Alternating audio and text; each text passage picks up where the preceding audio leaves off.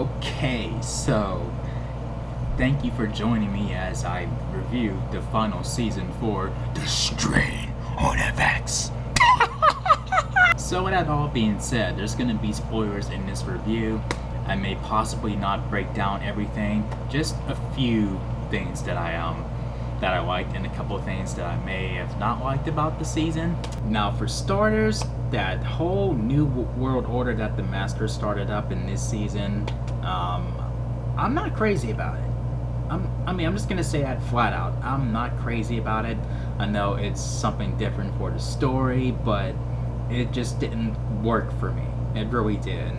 I mean, the stakes were really high in season one. I mean, like when the virus was spreading, like when things were spun out of control, and the Strigoi. I mean, like I keep having trouble saying that Strigoi, whatever. You get what I'm saying.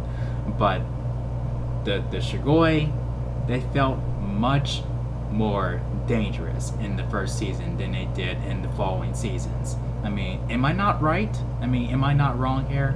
I mean, come on. I mean, am I the only one who really thought that they're much more dangerous in season one? And also, like, this didn't feel like a final season. I mean, it didn't feel like it was building up to anything. Not until the episode where Satrakian was killed off, when he had his final face-off with Icorst. Like, before I get to that, like, it's funny how I thought this whole time his name was Cetrakian, but it's actually Satrakian. Satrakian. It is pierced in my brain, I promise you. No, but the way he went out, like where he let Icorst drink his blood, and then he took the pills before that, and then it poisoned him. I mean, what a badass way to go out. I'm like, what? That was one of my favorite moments in this season.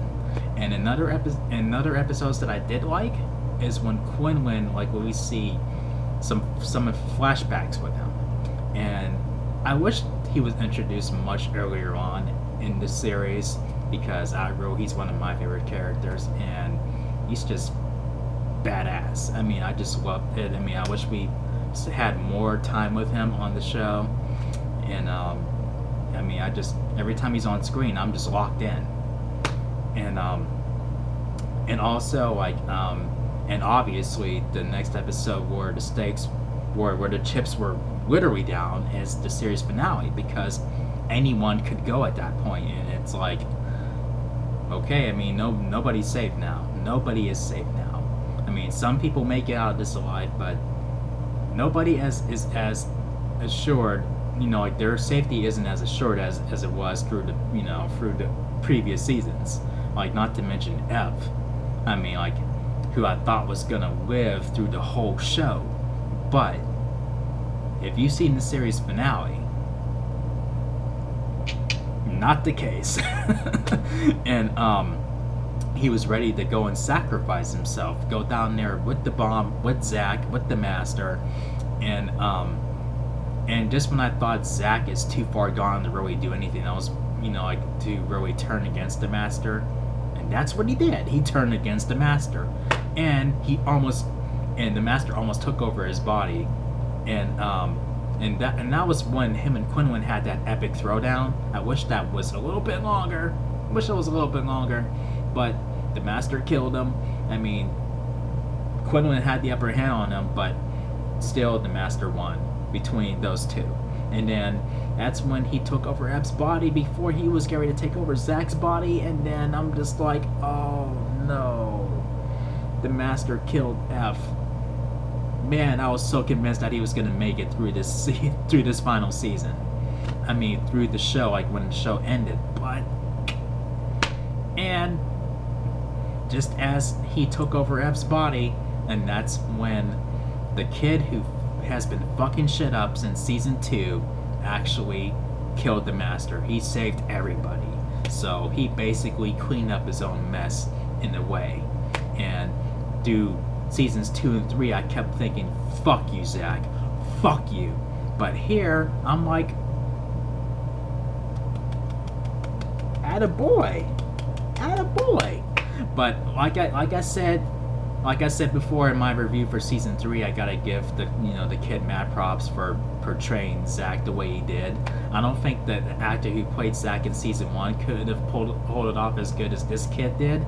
I mean, especially with the dark side, with the darker side of Zach.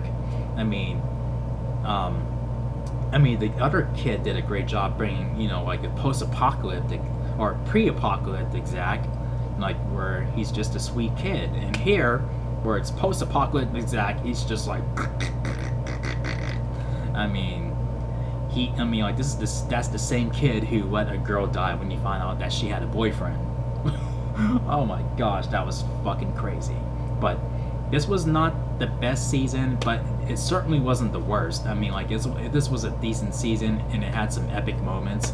But with that all being said, this gets 3.5 chair spins out of 5. So here we go. 1, 2, 3.5 chair spins.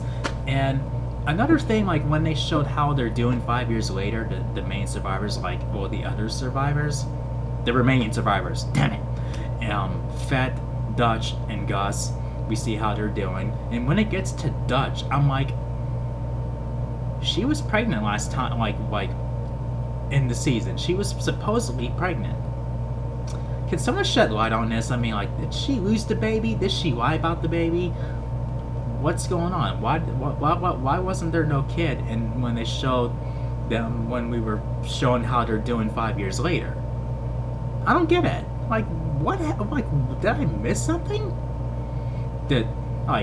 What is going on? But anyway, but I mean, yeah, I mean, this was a great, this was a great ending. I wish it was maybe a half hour longer, maybe a little bit, but still, I mean, I'm looking forward to flexible Sundays, and I mean, the show started off really well, and I did loyally I did remain a loyal follower, of it, even though I did like season 1 a lot more. But hey, as relieved as I am for this show being over, I am gonna miss the hell out of that intro.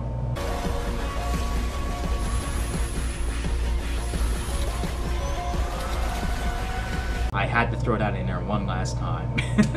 But yeah, if you guys enjoyed my review for this season, make sure you thumb up the video and make sure you click subscribe if you're a newbie to the channel. Thank you for watching, and I'll see you guys in the next video. Peace out, y'all.